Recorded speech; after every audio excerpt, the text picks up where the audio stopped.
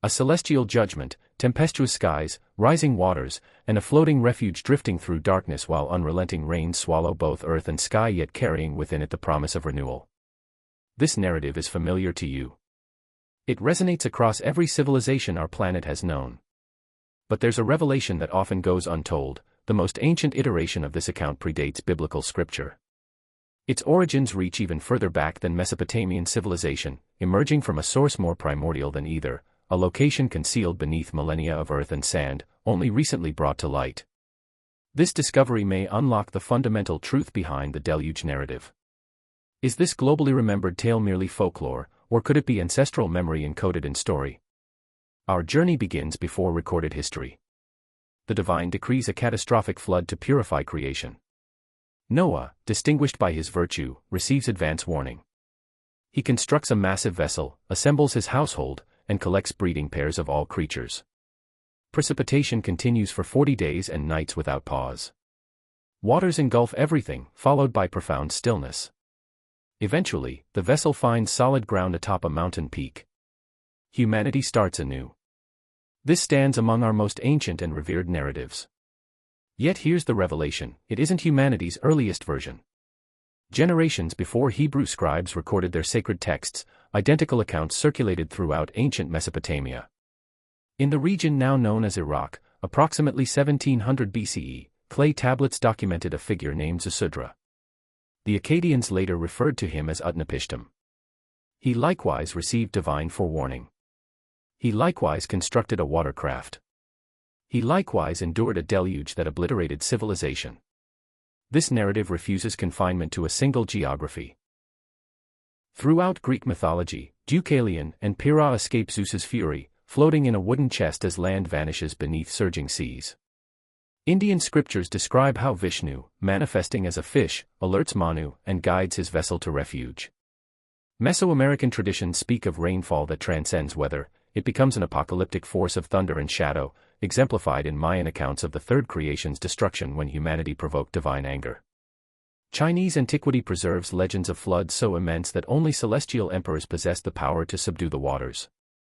Even in territories untouched by empires, from Aboriginal Australia to the Andaman Islands, the tale persists: waters ascending, everything vanishing, one individual forewarned who alone survives.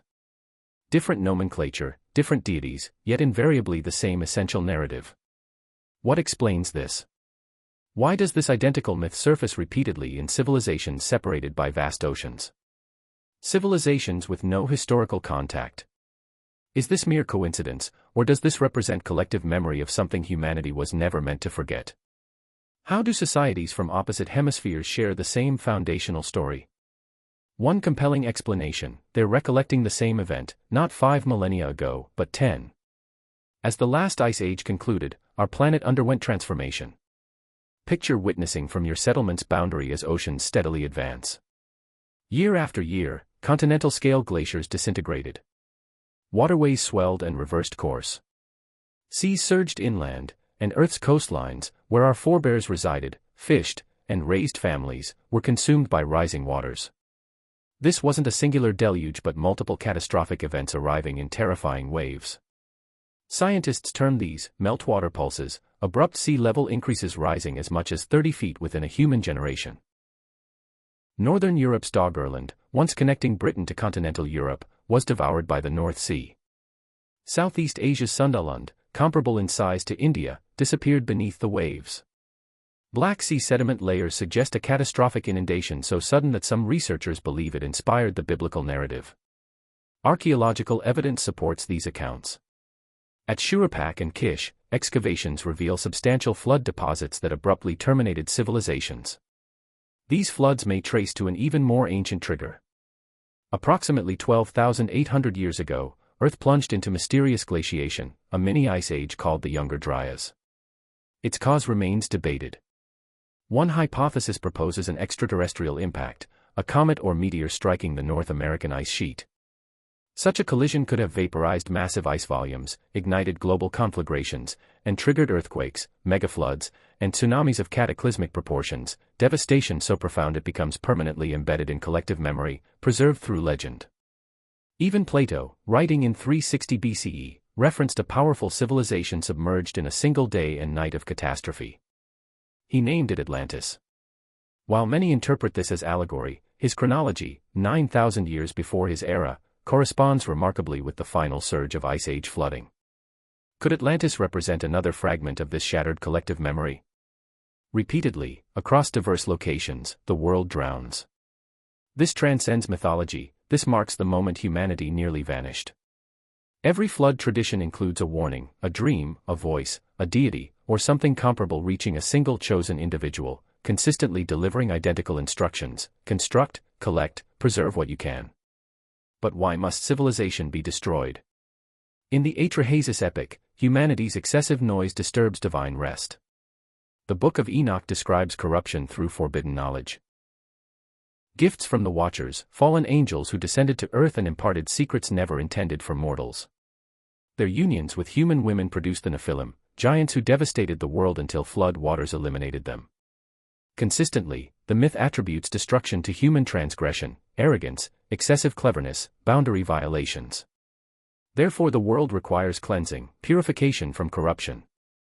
One person receives instructions for beginning anew. What they're instructed to build proves extraordinary. In Atrahasis, the ark is an enormous coracle, perfectly circular. In Gilgamesh, Utnapishtim's ark appears as a massive cube. Genesis describes Noah's as an elongated rectangular chest. Three distinct shapes, three separate cultures, yet each account provides dimensions resulting in vessels with identical usable space, approximately 15,000 square cubits. Could this truly be coincidence? In 2014, British curator Irving Finkel translated a Babylonian tablet that astonished scholars, a flood account containing precise construction instructions, the timber, the pitch, exact measurements. He assisted in reconstruction, and it floated. Not precisely a ship, but a survival capsule, rounded, buoyant, engineered not for navigation but endurance, designed to bob, drift, and withstand the tempest. What follows may prove strangest of all. Some traditions describe the ark carrying more than people and creatures. In Manu's Hindu tale, Vishnu as a fish warns of impending flood. Manu collects not only survivors but seeds of every plant and organism. Ancient Zoroastrian texts describe Yima constructing an underground vara to preserve the finest seeds of humans, animals, and vegetation before global cleansing. Some Mesopotamian accounts mention the ark carrying tablets, records, knowledge, blueprints for reconstruction. Could the ark have transcended mere transportation? Perhaps it served as preservation. A vault, a memory capsule containing language, knowledge, civilization's very blueprints. The ark might have functioned as a library, a repository of wisdom sealed and concealed from the flood, perhaps even from the gods themselves. Some wonder whether seeds signified more than grain, a symbolic method of preserving life itself, memory, DNA, our essential code. Today we do precisely this. The Svalbard Global Seed Vault, buried deep within a Norwegian mountain, is designed to survive any catastrophe, nuclear war, climate collapse. It safeguards backup copies of global crop diversity, preserving seeds from gene banks worldwide. Could our ancestors have accomplished something similar 10,000 years ago? Every flood myth concludes identically, with a mountain. Islamic tradition places the ark's resting place at Mount Judi, a peak in contemporary southeastern Turkey, adjacent to ancient Mesopotamia, where some of humanity's earliest civilizations would subsequently emerge. Biblical tradition locates the ark at Mount Ararat in eastern Turkey. High in its foothills lies a curious feature. At Darupınar, a boat-shaped depression extends over 500 feet in length. Some interpret this as Noah's Ark's petrified outline, fossilized in stone. Others argue its natural formation resulting from landslides and erosion. No conclusive proof has emerged, yet the idea persists. 300 miles south lies something even more enigmatic, a hill that wasn't merely visited post-flood, but perhaps constructed because of it. Göbekli Tepe, meaning Potbelly Hill. For millennia it was presumed to be merely that, a rounded elevation on the Anatolian plain. But 1994 excavations uncovered something astonishing beneath the soil: T-shaped stone pillars arranged in vast circular enclosures, carvings depicting animals, vultures, lions, serpents, wild boar, and abstract symbols whose meanings remain debated. Carbon dating suggests construction around 9,600 BCE, over 11,000 years ago. Yet the engineering is extraordinary, 20-ton stones, perfectly balanced, aligned with astronomical points, art and architecture when humans were officially still hunter-gatherers. More puzzling still, the entire site was intentionally buried, a vast megalithic structure deliberately entombed millennia ago. Nobody knows why. Could it connect to the flood? Some believe so. The timing is remarkable, 9600 BCE marks the Younger Dryas conclusion. Intriguingly, it's the precise date Plato assigns to Atlantis' fall. Some carved animals aren't native to the region, prompting speculation. Were they symbolic, memories of animals taken aboard the ark? Others interpret them as star charts, constellations encoded in stone. One pillar, the so-called vulture stone, may depict the sky at the cataclysm's exact moment, not merely myth, but memory carved in stone. Could survivors of the cataclysm, flood survivors, have come here? Could they have brought not just memories, but knowledge, civilization? Could this be where the world began anew? Göbekli Tepe isn't on a mountain, but stands high above the plains near the Euphrates, in the same region as Mount Judy. Some argue that's sufficiently close to biblical descriptions. Genesis states that after the flood, Noah built an altar to the Lord to sacrifice animals. Could Göbekli Tepe be that altar? Worldwide, other whispers remain. In the Sahara, ancient rock art depicts long boats sailing across current desert. In Siberia's Altai Mountains, high in the steppe, images of boats are carved into stone far from any sea. In Bolivia near Lake Titicaca, Andean legends speak of great floods predating the sun's birth, and ancient boats found where only dust remains.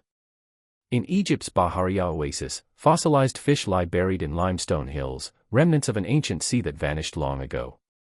Could these echo the same forgotten story? Not merely a water flood, but a world reset. A civilization washed away and rebuilt on the mountain that remembers. The concept of humanity being eliminated by great flood is terrifying. Yet even more unsettling is the possibility this might not have been the first occurrence, because the pattern doesn't stop with one flood. In Hopi tradition, the world has ended 4 times previously, each age destroyed by fire, ice, or water. Each time, a few survive to begin again. Hindu cosmology describes time moving through great cycles, the yugas, each concluding in darkness, each initiating anew. The Maya believed the gods created 4 worlds before ours, each destroyed when humans failed to live harmoniously. Some Aboriginal traditions speak of past worlds illuminated by different suns, each ending in devastation until our current sun arose.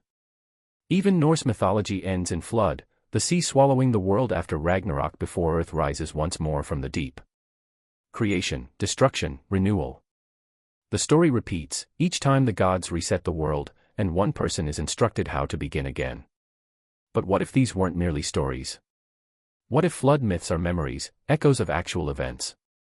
What if they endured because they were intended to, not bedtime tales, but warnings? Messages transmitted across generations, a voice from the deep past whispering, this has happened before, and it will happen again. Are our ancestors attempting to communicate something we've forgotten? That we're part of a cycle, one that always concludes the same way. The question. So where are we now? Have we already become too loud for the gods? Is the flood behind us, or does it still lie ahead? See you in a future video.